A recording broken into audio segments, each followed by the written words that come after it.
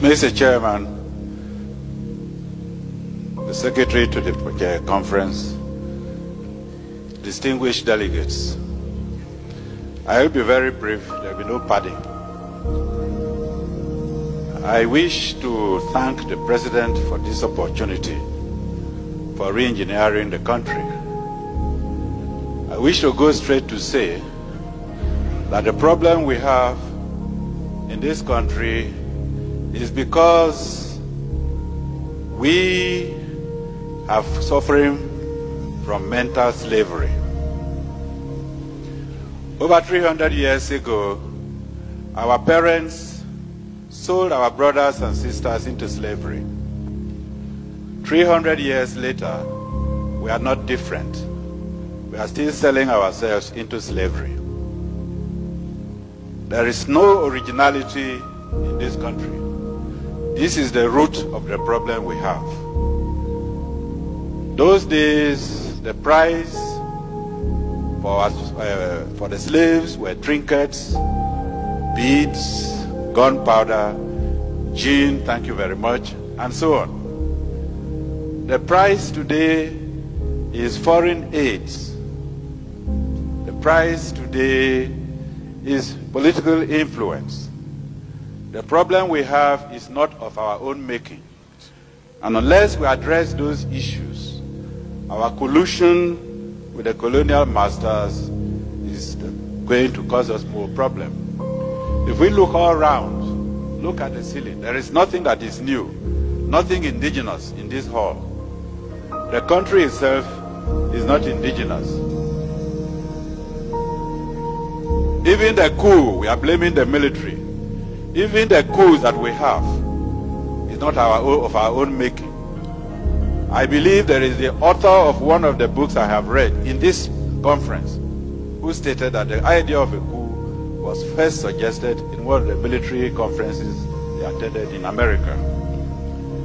I will go straight to read, with your permission, Mr. Chairman, what the respected Alhaji Shehu Shagari has put in his book.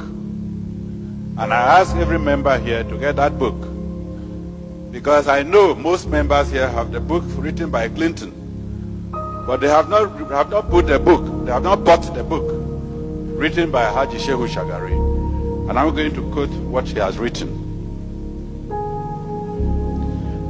Quote, I was particularly struck by a conversation I had with a Greek professor attached to an international agency in Geneva.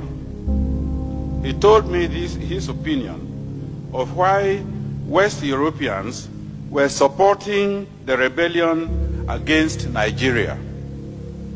It was, he said, common among Westerners to sympathize with the underdog in any dispute, which in this case happens to be the Eastern Igbo.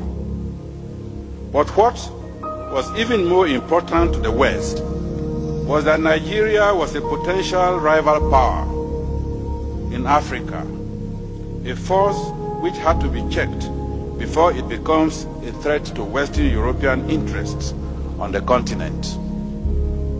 The Biafran challenge, accordingly, provided a suitable opportunity to trim Nigeria's growing wings.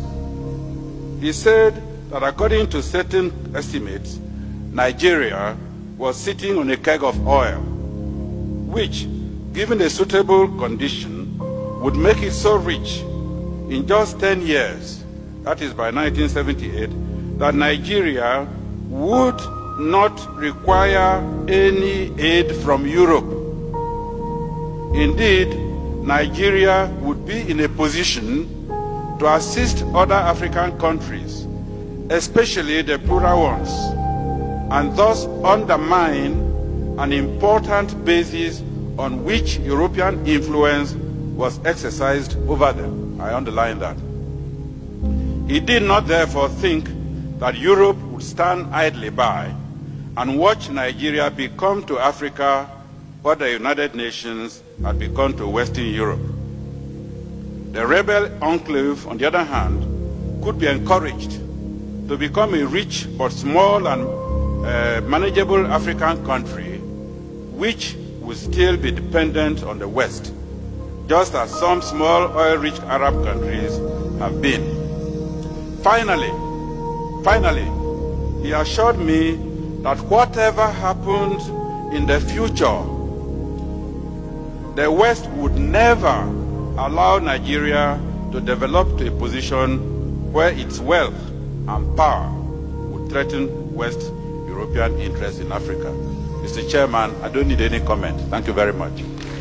Thank you.